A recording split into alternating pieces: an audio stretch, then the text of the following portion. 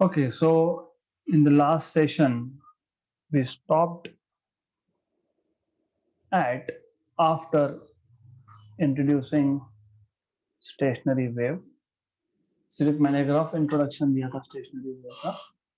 आज हमको in detail उसके इक्वेशंस देखने हैं. Then we have to see what are modes of vibrations of a straight string.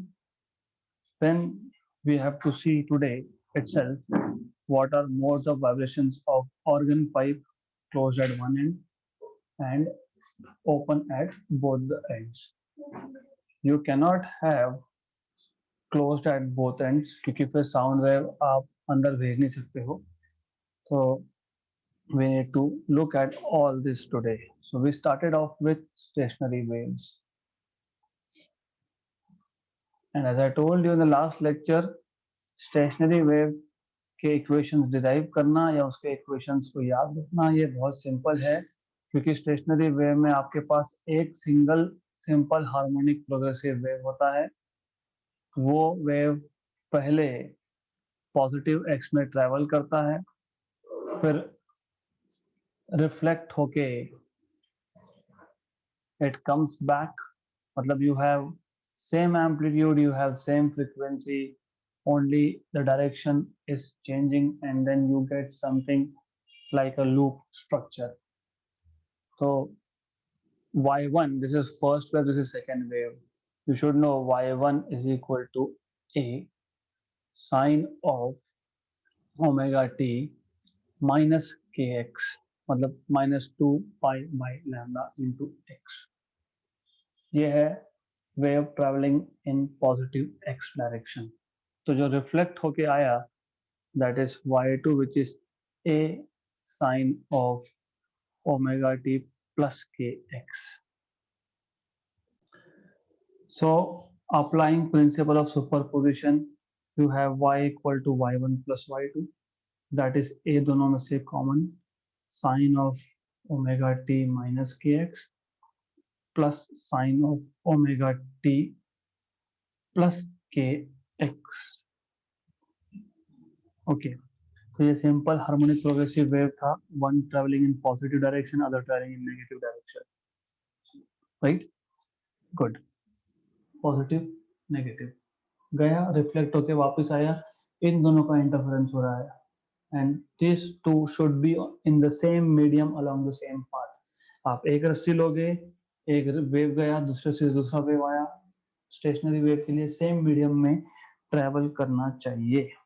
Okay, तो या आप ये फॉर्म यूज करो, you can do it this way also, और you can use simply other form to make things little simple, क्योंकि it is more और the same thing. आपको याद है मैंने 2 पाई कॉमन निकालने का आपको एक फॉर्म बताया था, 2 pi N T minus x by lambda, और ये 2 pi N T plus X by lambda.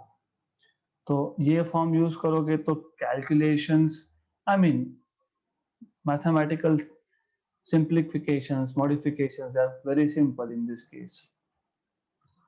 Okay, तो यहाँ पे आप easily इसको simplify कर सकते हो because ये रेडीमेड फॉर्म में आपके पास पाई के टर्म्स में आ गया, तो you can just use this and apply sin c plus sin d का formula. And if I am right, कल मैंने बताया था, इसका मतलब you are expert by now to apply sine c plus sine d. Sine c plus sine d is 2 sine c plus d by 2. तो जब मैं इस एंगल को और इस एंगल को ऐड करूंगा, ऐड, तो definitely x by lambda term cancel out होगा. राइट, तो 2 पाई तो पहले ही आउटसाइड था.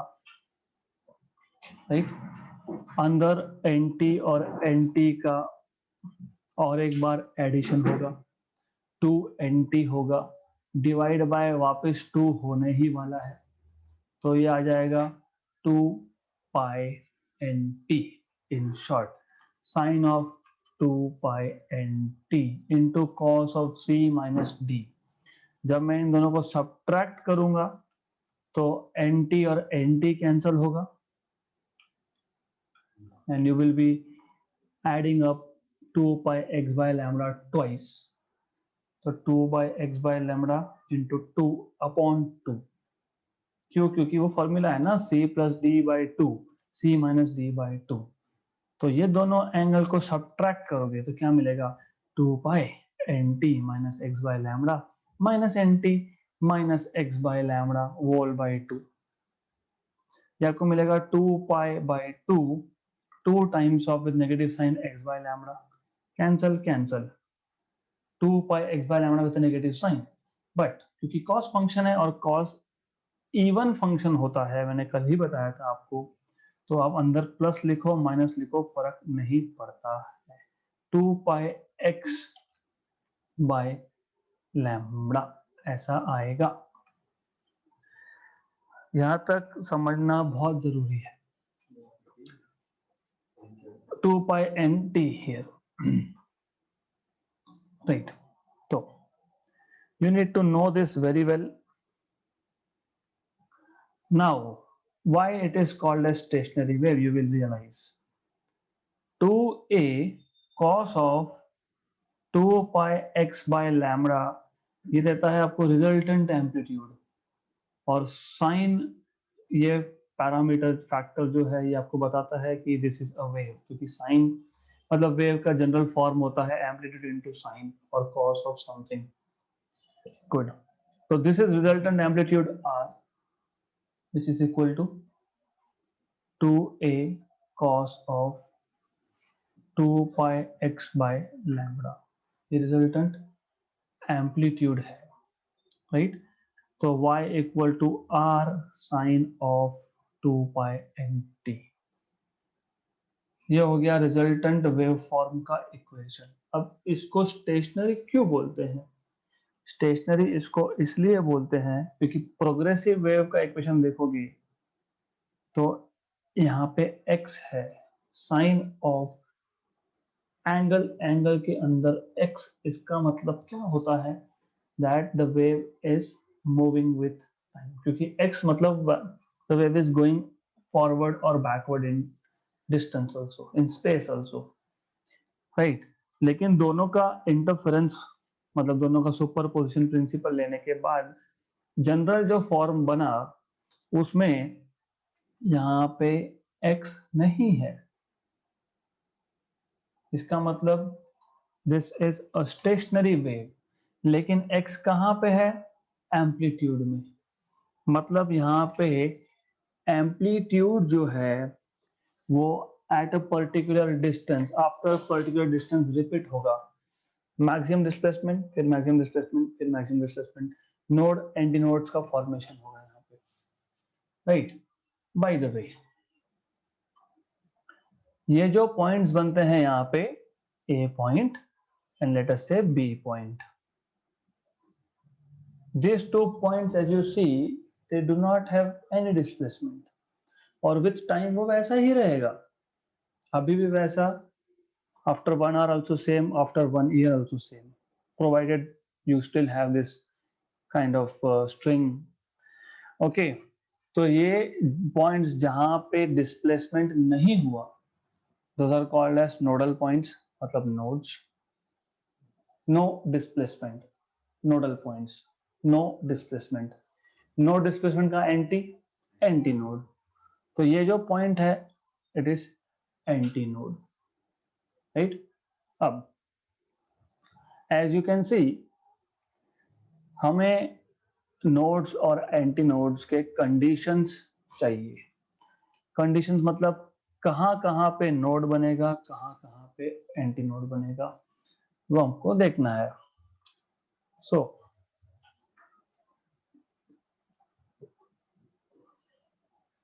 उससे क्या पता लगेगा? You get very useful information from that. तो लेट अस सी नोड्स. नोड्स मतलब रिजल्टेंट एम्पलीट्यूड 0. तो नोड्स के लिए r की वैल्यू 0, मतलब 2a cos of 2 pi x by lambda 0. मतलब cos of 2 pi x by lambda 0, right. मतलब कब कब 0 होता है cos का value? 90, 3 pi by 2, pi by 2, 3 pi by 2, 5 pi by 2। मतलब in short you are saying cos of 2p plus 1 pi by 2, p की value 0, pi by 2, p की value 1, 3 pi by 2 and so on। मतलब you have 2 pi x by lambda is equal to 2p plus 1 pi by 2, cancel, right. हमको चाहिए x, क्योंकि मैंने वही बताया distance देखना है कहाँ कहाँ पे नोड्स बनने वाले हैं। तो 2p plus 1 lambda by 4। If I put p equal to 0, of course p यहाँ पे मैंने मेंशन करना चाहिए।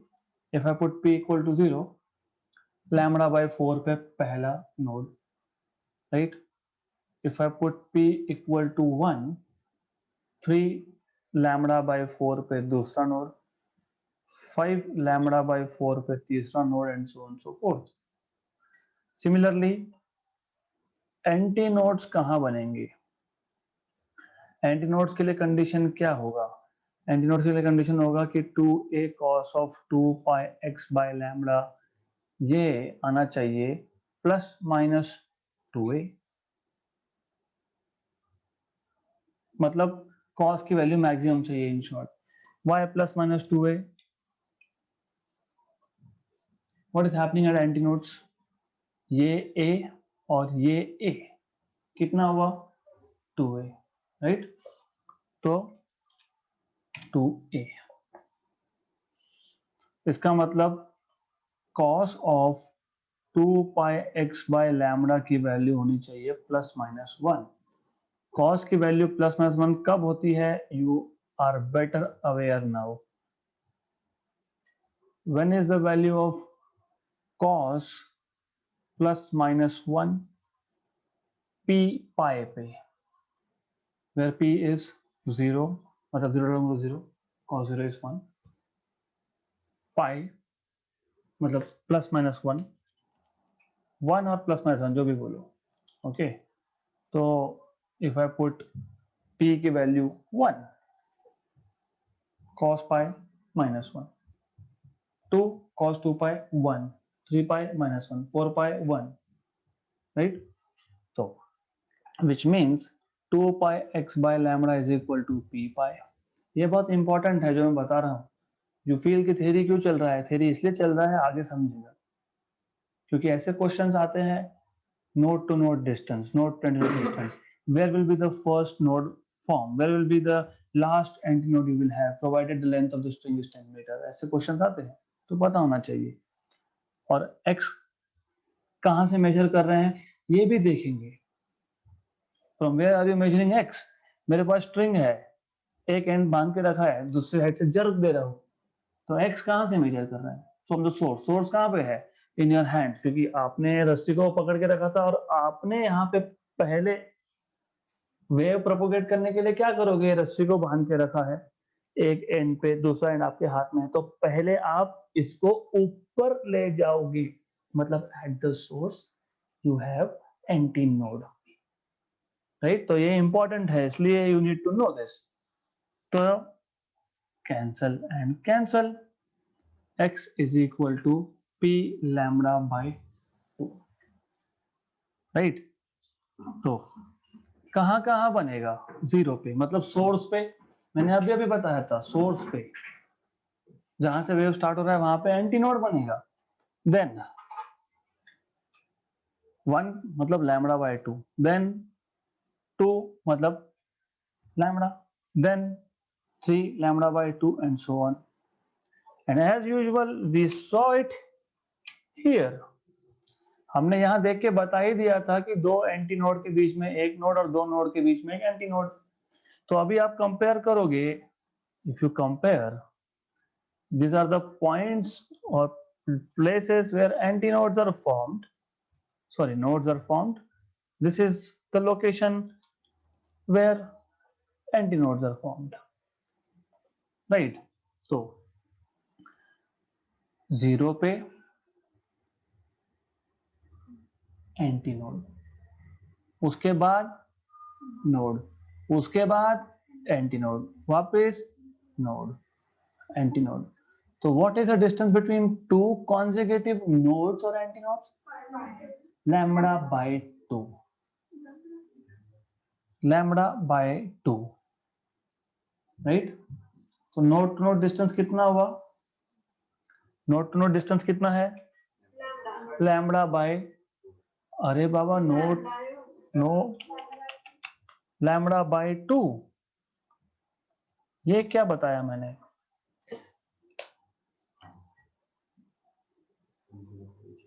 These are antinodes.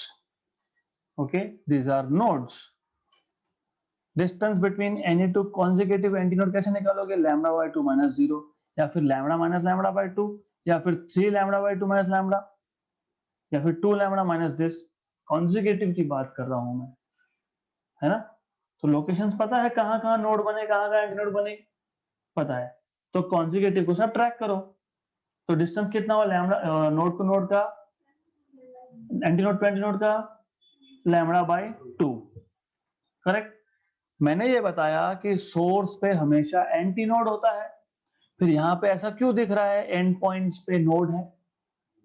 तुम बीच से वाइब्रेट करते हो स्ट्रिंग को, बीच में प्लग करूंगा ना मैं स्ट्रिंग को, करेक्ट। Good, clear. बेसिक चीजें पता होनी चाहिए, you need to know this. अब मुझे बताओ what is the distance between adjacent node and anti node? Lambda by 4, node to node lambda by 2, anti node to anti node lambda by 2, node to anti node lambda by 4। ये पता होना चाहिए। If you don't know this then you will be again in trouble. Now you should know what are harmonics and overtones, क्योंकि यहाँ पे अच्छा खासा confusion होता है और प्रॉब्लम सॉल्व करते वक्त तो डेफिनेटली होता है। हार्मोनिक्स, ये हार्मोनिक्स वर्ड बहुत जगह पे आता है। सिंपल हार्मोनिक मोशन, हार्मोनिक्स, यहाँ पे भी हार्मोनिक्स, गिटार प्ले करते होंगे वहां पे भी हार्मोनिक्स, वायलिन हार्मोनिक्स। हार्मोनिक मतलब यहाँ पे all the frequencies emitted by a source of sound, they are called as harmonics। ऐसा हो सकता है मेरे पास एक साउंड सोर्स है, उसका पहला फ्रीक्वेंसी है n, उसके बाद उसका दूसरा फ्रीक्वेंसी है 2n, उसका तीसरा फ्रीक्वेंसी है 3n, 4n, so on so forth। तो ये जो पहला फ्रीक्वेंसी है इसको दो नाम है, एक बोलते हैं फंडामेंटल फ्रीक्वेंसी, या फिर इसको बोलते हैं first harmonic, right. Fundamental frequency का इंटीग्रल मल्टीपल होता है, मतलब second integral multiple is second harmonic, ये थर्ड हार्मोनिक, ये फोर्थ हार्मोनिक। क्लियर यहां तक, राइट। गुड। ऐसा हो सकता है हमारे पास कोई एक म्यूजिकल इंस्ट्रूमेंट है, हमने उसको प्लग किया, पहला फ्रीक्वेंसी मिला n, उसके बाद मिला 3n, उसके बाद मिला 5n, मतलब only odd harmonics are present, right. तो फंडामेंटल के बाद जो पहला अवेलेबल होगा उसको बोलोगे first overtone, first overtone. The first frequency after fundamental is first overtone. In this case, first overtone happens to be third harmonic, or in upper case, first overtone is second harmonic. मैं वापस समझाता हूं। I am a musician and I am playing guitar, and when I started playing guitar, I have 10 hertz frequency, then 20 hertz frequency। वैसे 10 hertz आप सुन नहीं सकते हो, by the way human audible range is 20 to 20 kilohertz, but मान लो 10 है, फिर 20 है, फिर 30 है, ऐसा फ्रीक्वेंसी जनरेट हो रहा है। जो भी पहला फ्रीक्वेंसी था उसको मैंने बोल दिया n, उसको बोल दिया फंडामेंटल। फंडामेंटल या फिर फर्स्ट हार्मोनिक। जो भी दूसरा फ्रीक्वेंसी है मतलब 2n, this is in this case first overtone, लेकिन फर्स्ट ओवरटोन यहाँ पे सेकेंड हार्मोनिक है क्योंकि ये इंटीग्रल मल्टीपल ऑफ फंडामेंटल है। फिर जो थर्ड है 3n, ये सेकेंड ओवरटोन है बट ये थर्ड हार्मोनिक है। पर ऐसा भी हो सकता था मेरे पास 10 हर्ट्ज के बाद डायरेक्टली 30 है, राइट, उसके बाद डायरेक्टली 50 है, मतलब ये 20 और 40 मिसिंग है यहां से। तो 10 is still fundamental and first harmonic. 30 is 3n, that is first overtone but third harmonic, right? In short, n fundamental, 2n second harmonic, 3n third harmonic, 4n fourth harmonic। तो harmonic का tension ही नहीं है। 3n आया तो third harmonic ही बोलेंगे, 5n आया तो fifth ही बोलेंगे। ओवरटोन का प्रॉब्लम है। ओवरटोन मतलब फंडामेंटल के बाद जो पहला है, फिर वो 2n हुआ तो फर्स्ट ओवरटोन, 3n हुआ तो भी फर्स्ट ओवरटोन, राइट। तो first overtone can be second harmonic, can be third harmonic, can be fourth harmonic, right. Clear यहां तक? Clear clear clear, good. अगर ये पता है तो we can study modes of vibration of string, of stretched string। Tension चाहिए उसमें, नहीं तो वो doesn't vibrate। So modes of vibration of stretched string।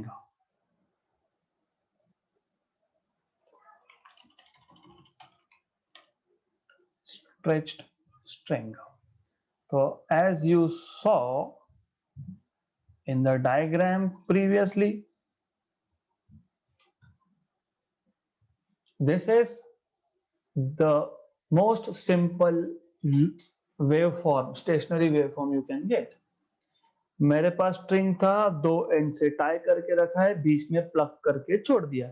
सबसे बेसिक क्या मिलेगा? One loop. वन लूप मतलब यहाँ पे 2 नोड्स एंड 1 एंटी नोड। क्यों? दोनों तरफ बांध के रखा है, जहां बांध के रखा है वहां नोड ही बनता है, राइट। 2 नोड्स 1 एंटी नोड, इसको बोलेंगे fundamental frequency. One loop here corresponds to 2 nodes and 1 anti node. जैसे जैसे बता रहा हूं वैसे वैसे याद रखो, मतलब आपको सॉल्व करने की जरूरत नहीं पड़ेगी बाद में, right, because I will compare this one with organ pipes, pipe open at one end, two ends, right? Okay, so now we know this is length of the string and we know node to node distance is lambda by 2, मतलब lambda is equal to twice the length of the medium string, यहाँ पे 2l, correct. हमें चाहिए fundamental frequency का formula. हमको ये पता है v is equal to n lambda होता है, हमको पता है n is equal to v by lambda होता है, हमको पता है v होता है velocity of a wave on a stretched string होता है under root of tension upon m। What is m here? Mass per unit length. ये मास नहीं है, ये 1 मीटर में कितना मास है वो क्वांटिटी है, मतलब ये लीनियर डेंसिटी है। You have learn 3 densities, linear, superficial मतलब area and volume density. 1 meter में कितना मास? Linear density, linear mass density. 1 meter by meter, 1 meter square में कितना मास? That is surface density. 1 meter by 1 meter by 1 meter में कितना मास? That is volume density. तो ये m, मतलब मैं इसको density with suffix l use करूंगा, रो l। कंफ्यूजन होगा, मैं लैम्बडा नहीं यूज कर सकता, नॉर्मली लीनियर डेंसिटी से लैम्बडा यूज करते हैं, पर लैम्बडा यहाँ पे वेवलेंथ है, right, good. So fundamental frequency will be 1 by lambda under root of t by rho L. मतलब lambda is 2L, तो 1/2L under root of t by rho L, linear density. Okay, तो ये हो गया आपका fundamental frequency का formula, right. Now what we can have in the second mode of vibration, मतलब first overtone में क्या होगा. पहले कहाँ प्लग किया था, सेंटर पे. अभी हम क्या करेंगे, 1/4 डिस्टेंस पे प्लग करेंगे, मतलब I will plug it somewhere here, तो I will get second mode of vibration, मतलब मुझे मिलेगा सेंटर पे एक और नोड. तो यहाँ पे आ गए आपके 2 लूप्स. तो जो सेकेंड मोड ऑफ वाइब्रेशन है 2 लूप, मतलब 3 नोड्स एंड 2, तो सिर्फ +1 होता जाएगा. 2 नोड थे, एक एंटी नोड था फंडामेंटल में, राइट. सेकेंड मोड में 3 node, 2 anti node. Good. Then इसका मतलब लेंथ जो है नोड टू नोड λ/2, वापस नोड टू नोड λ/2, मतलब कितना, लैम्बडा. पर यहाँ पे मैं लैम्बडा नहीं λ1 लिख सकता हूँ अब, क्योंकि वेवलेंथ चेंज हो गया. पहले केस में वेवलेंथ ज्यादा था, अब कम हो गया, तो I can not again use lambda here. Lambda change हुआ मतलब फ्रीक्वेंसी चेंज हुआ, तो फ्रीक्वेंसी चेंज हुआ, तो I will write down what is the first frequency after fundamental. तो ये आप लिखोगे वापस से root of T by rho L, क्योंकि वेलोसिटी तो सेम ही रहेगा, 1/λ1. What is λ1, just L. तो फिर यहाँ पे आप एडजस्ट करते हो 2 को. क्यों 2 को एडजस्ट करते हैं, क्योंकि हमको in terms of fundamental frequency लिखना है, राइट. तो यहाँ पे first overtone is second harmonic, right. Next case में क्या होगा, नेक्स्ट केस में अभी मैं वो डायग्राम ड्रॉ नहीं करूंगा, इसलिए मैंने बताया था. तो थर्ड मोड में क्या होगा, थर्ड मोड ऑफ वाइब्रेशन. तो हमने यहाँ पे जो किया, ये सेकंड मोड ऑफ वाइब्रेशन था. पहला वाला तो फर्स्ट मतलब फंडामेंटल था. अब एक लूप और बढ़ेगा, एक लूप और बढ़ेगा, मतलब 4 नोड्स और 3 एंटी नोड्स. याद रखना एक लूप में एंड टू एंड डिस्टेंस कितना था, λ/2. पहले केस में λ/2, दूसरे केस में λ/2 प्लस λ/2 मतलब लैम्बडा, तीसरे केस में λ/2 प्लस λ/2 प्लस λ/2 मतलब 3 बार λ/2. तो लेंथ क्या आएगा, 3λ2/2. सिर्फ एक लूप बढ़ा, राइट. गुड. तो आपको मिलेगा second frequency 1/λ2 root of T by rho L. और ये क्या है, दिस इज λ2 इज 2L2/3. मैं L2 क्यों लिख रहा हूं, L2 नहीं लिखना चाहिए क्योंकि स्ट्रिंग तो सेम था, लेंथ तो सेम है. तो 2L/3, तो 2L/3 है ना, 3 बराबर ना, बराबर नहीं. तो बताओ 3/2L रेसिप्रोकल है वो. Okay, good. तो कुछ नहीं, λ2 मतलब ये डिनोमिनेटर में, ऐसा मैं बोल रहा हूँ, सो डजंट मैटर रियली. तो 1/λ2 की वजह सब्स्टिट्यूट कर रहे हैं हम लोग यहाँ पे. तो 1/λ2 इसको यहाँ पे शिफ्ट करो, इसको यहाँ पे शिफ्ट करो, तो you will write it down 3/2L in short. तो व्हाट डू वी गेट, क्या मिला यहाँ से, N2 इज इक्वल टू, ये क्या है, ये क्या है, फंडामेंटल फ्रीक्वेंसी. तो second overtone is third harmonic. What do we notice, fundamental अगर n है तो उसके बाद का जो पहला फ्रीक्वेंसी है वो 2n है, उसके बाद का जो दूसरा फ्रीक्वेंसी है वो 3n है, उसके बाद का जो फ्रीक्वेंसी होगा वो 4n होगा, फिर 5n होगा and so on so forth. तो what general conclusion can I make? Pth over tone. Yes. Pth over tone is p plus 1 times of fundamental. This is pth over tone. This is not harmonic. Right? और क्या conclusion है? All the harmonics are present. सारे harmonics है ना यहाँ पे, तो all the harmonics are present. हो गया. The first conclusion we have, right? Then you must have learned about laws of vibrating string. कुछ भी नहीं है ये laws of vibrating string मतलब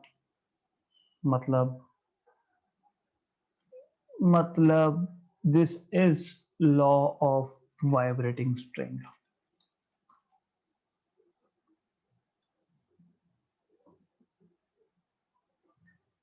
The fundamental vibration or fundamental frequency of transverse vibration on a stretched string is directly proportional to under root of tension. That is law of tension. The fundamental frequency of transverse vibration on a stretched string is inversely proportional to length, law of length, right? Then fundamental frequency is inversely proportional to square root of linear density, that is law of linear density. हो गया 3 laws. But then you can also have some other formulas from the third case. Third case मतलब ये जो आपने बोला fundamental frequency is inversely proportional to under root of linear density. इससे हम लोग कुछ और भी conclude कर सकते हैं. क्या conclude कर सकते हैं हम लोग? What you can conclude? You can actually relate fundamental frequency with the radius of the string. क्योंकि I can have a string which is thin, I can have a string which is thick. So you can conclude also. तो कैसे करोगे? How will you do it? How will you do it? We know. Do we know what is linear density? I hope you know it. Mass upon length. Linear density है ये. But what is mass? What is mass? Volume density into volume. हाँ तो बराबर है ना, volume density into volume ही है ना. अरे density is mass per unit volume, तो mass is volume density into volume. ये वॉल्यूम डेंसिटी है ना, ये लीनियर डेंसिटी नहीं है. तो into volume upon length, right. रस्सी जो होती है उसका शेप क्या होता है? सिलेंड्रिकल. सिलेंड्रिकल मतलब उसका वॉल्यूम क्या होता है? Area of cross section pi r square into l, pi r square into l. और ये जो था डेंसिटी, ये वॉल्यूम लिखा है मैंने, लीनियर डेंसिटी की बात कर रहे हैं. Volume is pi r square l by l. Cancel cancel, right. तो what conclusion do we have now? N is proportional to 1 upon under root of linear density. Good. But linear density is proportional to what? अगर मेरे पास can I have a string जिसमें पहले density ज्यादा है, फिर density कम है, फिर कुछ नहीं है, ऐसा होता है क्या? I take a wire, this is a wire. Do you expect ऐसा होगा डिसकंटिन्यूटी होगी यहाँ पे? नहीं, हर जगह पे यूनिफॉर्मिटी होगी. उसको बोलते हैं होमोजेनस मीडियम. मतलब ये कांस्टेंट होगा, मतलब पाई भी कांस्टेंट होगा. मतलब लीनियर डेंसिटी किस पे डिपेंड कर रहा है? आर स्क्वायर पे, राइट. मतलब fundamental frequency is inversely proportional to square root of R square, मतलब fundamental frequency is inversely proportional to R. तो लॉ ऑफ लीनियर डेंसिटी आपको दो कंक्लूजन देते हैं। What? fundamental frequency is proportional to 1 upon root of linear density and fundamental frequency is proportional to 1 by radius या फिर diameter, क्योंकि radius and diameter are related, correct? तो question आया तो सॉल्व करते आना चाहिए। गुड, यहां तक क्लियर होना चाहिए। अब let's move to next topic which is modes of vibrations of air column. Modes of vibration of air column.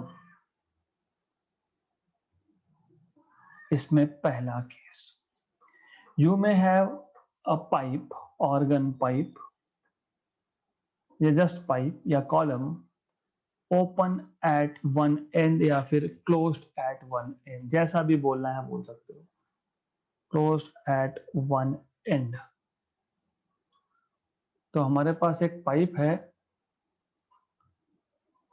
जो एक एंड पे क्लोज्ड है, दोनों पे क्लोज नहीं करना, फिर साउंड वेव अंदर कैसे भेजोगे? If I close it at both the ends, I am vibrating tuning fork, कुछ हो ही नहीं रहा। सोनोमीटर एक्सपेरिमेंट में वो स्ट्रिंग के ऊपर एक छोटा सा पेपर का पीस रखा है, वो गिर ही नहीं रहा, कैसे गिरेगा? Unless you send sound wave inside, तब तक the frequency, natural frequency of that column and the tuning fork doesn't match, there is no resonance, तो string will not vibrate, मतलब पेपर जहाँ है वहीं रहेगा वो, राइट? एक एंड ओपन होना चाहिए। फिर अभी एक एंड ओपन है, तो जो ओपन एंड है वहीं से हम लोग साउंड को अंदर भेजेंगे। इसका मतलब जहां पे सोर्स होता है वहां पे क्या बनता है? तो बात करता हूँ, ऊपर एंटीनोड बनेगा और क्या, तो you will have a antinode here. तो फंडामेंटल मोड में यहाँ पे एक एंटीनोड और एक नोड, क्यों? क्योंकि ये ऐसा आया, बॉटम से रिफ्लेक्ट हुआ, फिर वापिस गया। So here in pipe closed at one end, fundamental mode of vibration has half loop, right? half loop मतलब एक नोड, एक एंटी नोड। इसका मतलब ये होता है, if this is length of the tube, then here you will have lambda by 4, मतलब lambda is equal to 4 times of L। ये है आपका फर्स्ट मोड, मतलब fundamental mode of vibration. Then हमको पता है v is equal to n lambda, तो n is equal to v by lambda, करेक्ट? तो v is v, velocity of sound in air, इसकी वैल्यू दी होती है 331 या फिर 329 ऐसा कुछ है, but we just assume v। या फिर आप इन टर्म्स ऑफ प्रेशर भी लिख सकते हो, इन टर्म्स ऑफ इलास्टिसिटी लिख सकते हो, हमने देखा था gamma p under root of gamma p, वो देखेंगे, हम अज्यूम करेंगे पता है v by 4L, राइट? गुड। अब सेकेंड मोड ऑफ वाइब्रेशन में क्या होगा? So in case of second mode of vibration of a pipe closed at one end, second mode, और सोना नहीं, मेरी मजबूरी है थ्योरी पढ़ाना, तो I have to teach. Okay, good. What do you expect? एक नोड एक एंटी नोड, यहाँ पे दो नोड दो एंटी नोड, तो एक नोड यहां बनेगा एंटी नोड, मतलब देन समथिंग लाइक दिस। तो एंटी नोड एंटी नोड। कितना लूप? 1.5 लूप, 1 प्लस हाफ, तो 2 एंटी नोड्स, 2 नोड्स, तो length here will be node to node lambda by 2, node to anti node lambda by 4, lambda by 2 lambda by 4 is 3 lambda by 2, lambda by 2, half और 1/4, 0.5 और 0.25, 1.5 होता है, 3 lambda by 4, right? But I will put 1 here क्योंकि wavelength change हुआ, तो wavelength आपको मिलेगा 4L/3। तो फिर फ्रीक्वेंसी क्या मिलेगा? V बाय लैम्डा 1, तो फ्रीक्वेंसी क्या मिला? V बाय 4L और इधर 3। तो what do we notice? First overtone is third harmonic, right? In the next case, second overtone will be fifth harmonic. एक एक लूप बढ़ता जाएगा, पहले में हाफ, फिर 1.5, फिर 2.5, और 1 node 1 anti node, 2 node 2 anti node, 3 node 3 anti node, so on so forth. तो ऐसा चलता जाएगा, right? तो only odd harmonics are present. ये क्वेश्चन थियोरेटिकल फॉर्म में पूछा था नीट में, one of the NEET exams. For a pipe closed at one end, option A, only odd harmonics are present, all harmonics are present, only even harmonics are present, ऐसे कुछ 4 option थे, only odd harmonics are present, correct. और इसका अगर pith overtone का formula चाहिए, 2p plus 1 times of n. If I put p equal to 0, 1. If I put p equal to 1, 3n. अब कभी कभी आपको पीथ हार्मोनिक पूछ लेते हैं, जैसे यहाँ पे हमने पीथ ओवरटोन की बात की, कभी कभी बोलते हैं पीथ हार्मोनिक बताओ, तो यहाँ पे ये पीथ ओवरटोन है और पीथ हार्मोनिक, सारे हार्मोनिक प्रेजेंट है कि नहीं इसमें, है ना? हाँ, तो फिर पीथ हार्मोनिक क्या होगा? P into n, correct? That is why I kept it pending. अब कंपेयर करो, यहाँ पे पीथ हार्मोनिक क्या होगा?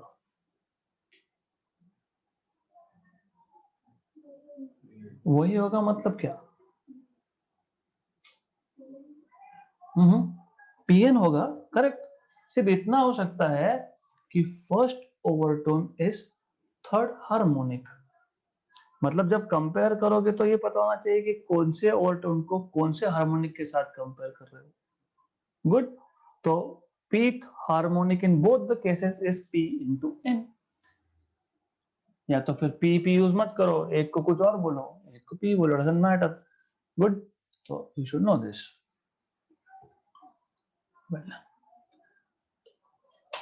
फिर कभी कभी पूछ लेते हैं what are the ratios of frequency present, what are the ratios of frequency present, क्या है रेशियो, क्या है बताओ तो? पहले का n, दूसरे का 3n, तीसरे का 5n, 1:3:5:7:9, और उस केस में 1:2:3:4 हो गया। तो अब ये हो गया, तो फिर ऑर्गन पाइप या फिर column open at both ends, pipe open at both ends.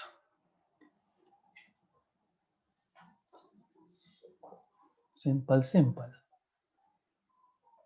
कभी भी याद रखना, जहां जहां पाइप ओपन होगा वहां वहां पे एंटी नोड बनेगा।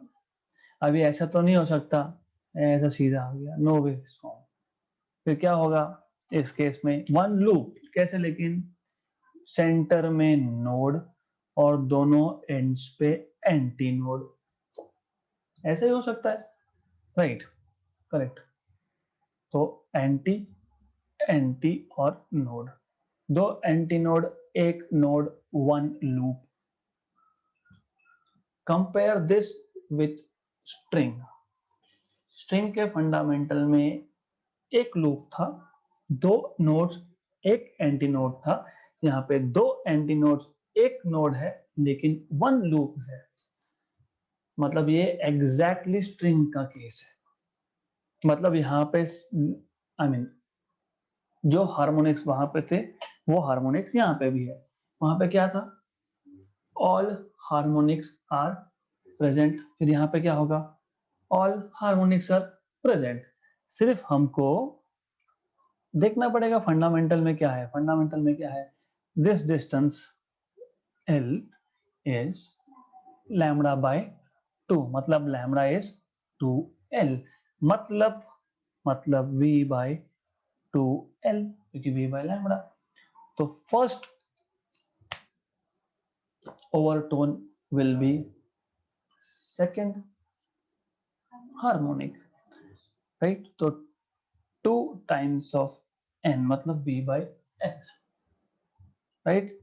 V बाय L ही होगा ना, क्योंकि उस केस में क्या होगा, you will have something like this, दो लूप्स, ऊपर हाफ नीचे हाफ बीच में एक। तो this is lambda by 4, this is lambda by 4, lambda by 4 plus lambda by 4 is lambda by 2, and this is lambda by 2, मतलब टोटल 1। तो lambda 1 equal to length V by lambda 1, but lambda 1 is L, V by L multiply divide by 2। तो इसमें क्या होगा फिर, इसमें ऐसा होगा सेकेंड मोड में, यह आएगा आपका V by L, फिर मैंने 2 से मल्टीप्लाई डिवाइड कर दिया था, 2 times of fundamental frequency, right. So we don't have to remember a lot of formulas here, क्योंकि ये केस और स्ट्रिंग का केस एग्जैक्टली सेम है, अपार्ट फ्रॉम वहां पे रिजिड सपोर्ट पे बांधा है तो नोड नोड बनता है एंड्स पे, यहाँ पे बीच में नोड बनता है और एंड्स पे एंटी नोड बनता है, नथिंग रियली डिफिकल्ट। अब can I make things little more simpler for myself? Can I compare frequency of pipe closed at one end and fundamental frequency of pipe open at both the ends? What was fundamental frequency of closed pipe? V by 4L. Can I write it down, half of V by 2L? So I can write down this as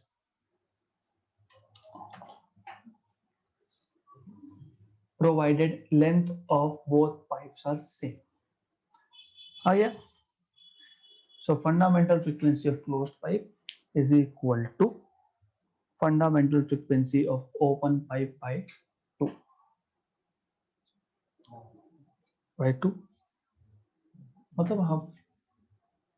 तो NO by 2 मतलब half ही हुआ ना, half, okay. Into 2 नहीं है वो, by 2 है, good, right. Then now there is something called as end correction। अब हर एक डायग्राम अगर आप नोटिस करोगे तो मैंने ऐसा ऊपर थोड़ा सा एक्स्ट्रा दिखाया है, यहाँ पे भी वही किया है। क्यों, क्योंकि नॉर्मली क्या होता है, नॉर्मली जब हम ट्यूनिंग फोर्क रखेंगे तो ट्यूनिंग फोर्क यहाँ से जब वेव अंदर भेजेगा, राइट, तो not exactly where the pipe end, थोड़ा ऊपर एंटी नोड बनता है। पर डिस्टेंस मेजर करते टाइम तो हमने लेंथ ऑफ पाइप की बात की, तो then we have to make a correction. और क्योंकि करेक्शन कहां पे हो रहा है, एंड पॉइंट पे हो रहा है, तो इसको बोलते हैं एंड करेक्शन, गुड। और इसलिए मुझे इसको नया नाम देना पड़ेगा। मैं बोलूंगा लेंथ ऑफ एयर कॉलम।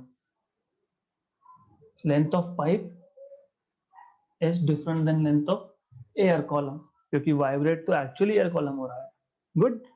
तो ये जो एंड करेक्शन होता है, this part E is 0.3 times of diameter of the pipe। लेकिन कौन सा डायमीटर?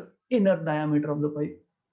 पाइप ठीक है तो मैं इनर डायमीटर लूंगा। ओके, तो you are suppose to correct for the length, क्योंकि हमने जितना लेंथ लेना चाहिए था हमने उससे कम लेंथ लिया है, इसलिए मुझे एंड करेक्शन लेना पड़ेगा। This and correction E happens to be 0.3 times of inner diameter, right?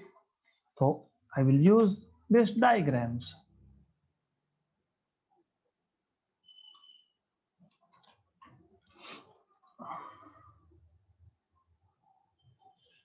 Okay, अब मतलब मुझे अगर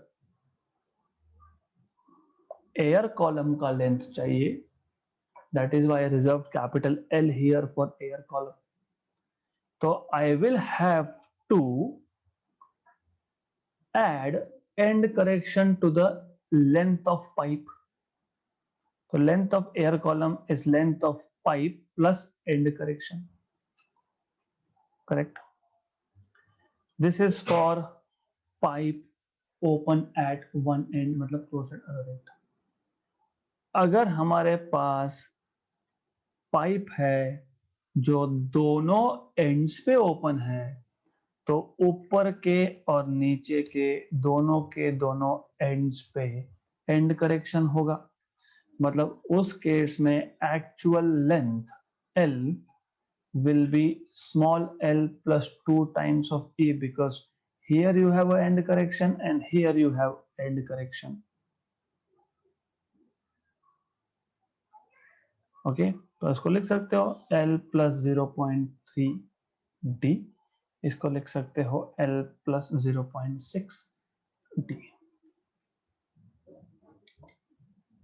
राइट। आई होप ये सब आपको बताया होगा, बुक में बताना तो चाहिए, आइडियली बताया है, that is good, right. Good.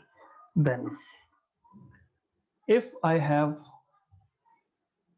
two pipes, okay, with length L1, fundamental frequency N1, because fundamental frequency depends on length by L होता है, तो मुझे अगर and correction in terms of fundamental frequency of first and second, length of first and second pipe निकालना है, तो उसके लिए अलग से फॉर्मूला बनाना पड़ेगा। मतलब what I am saying is I have to pipes of same diameter but different length. तो मेरे पास दो पाइप है, दोनों का डायमीटर सेम है, लेंथ बढ़ भी जा, क्रेजी, ठीक है, नहीं बढ़ रहा है ना, कोई प्रॉब्लम नहीं, इसको कम करता हूँ। Good. So length L1, length L2, okay, right. तो if I want, first of all, fundamental frequency N1 and N2. If I want to write down end correction in terms of N1, L1, N2, L2, I will have to use some property which does not change with pipe to pipe from column to column. Length तो change हो रहा है, मतलब fundamental frequency change होगी, तो क्या change होगा? नहीं, वो तो कांस्टेंट हमने रखा है, ठीक है।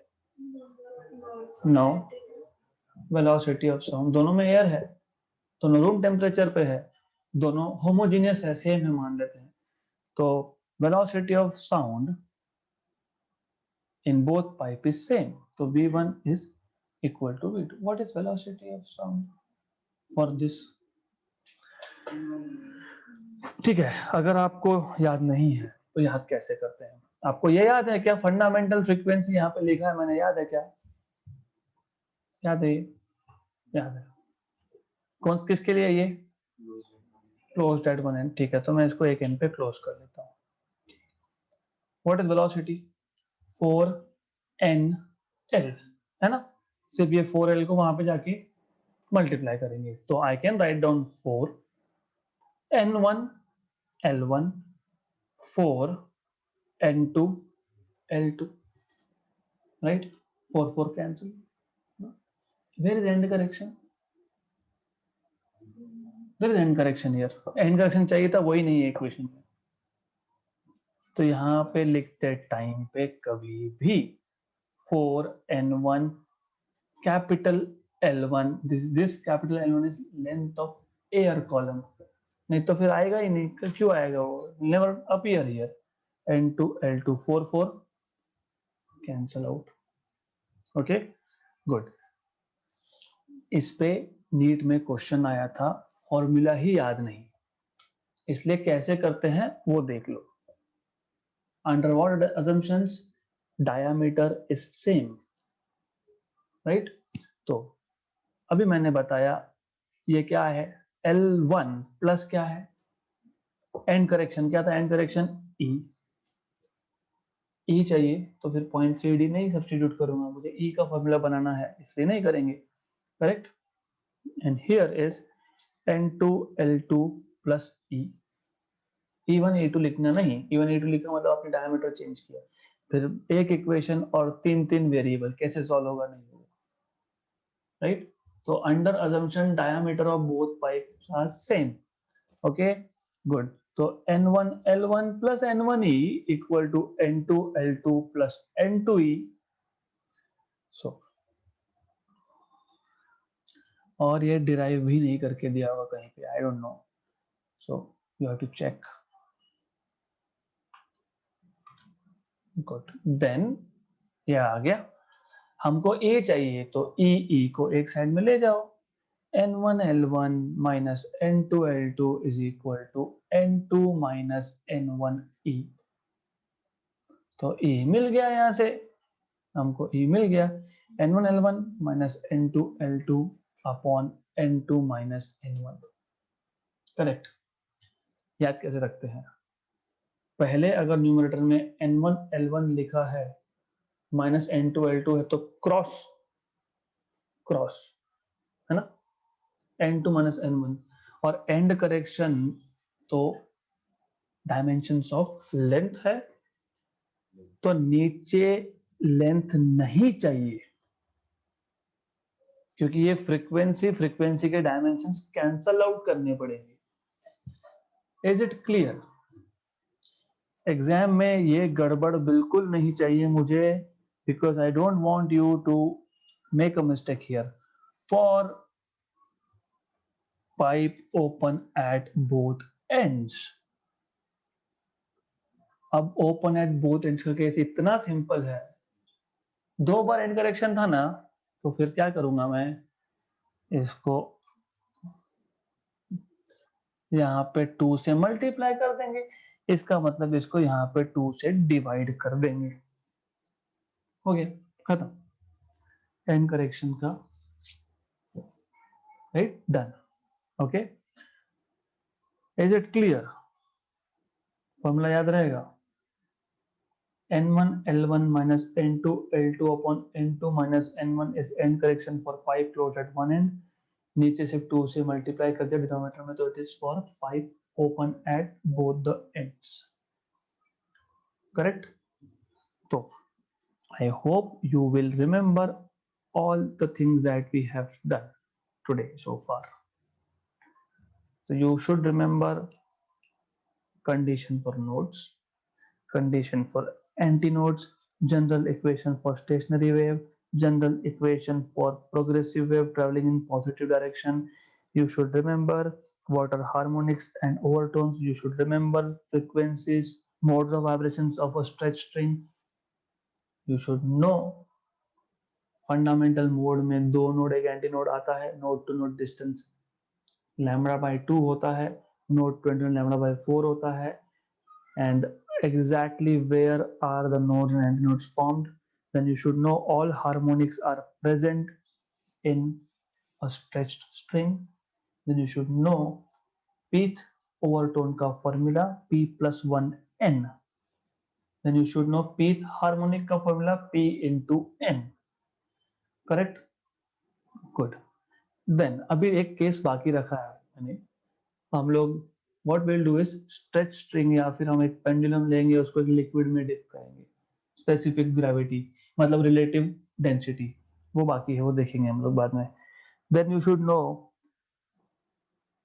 we have two cases where we don't use transverse wave but we use sound waves which are longitudinal.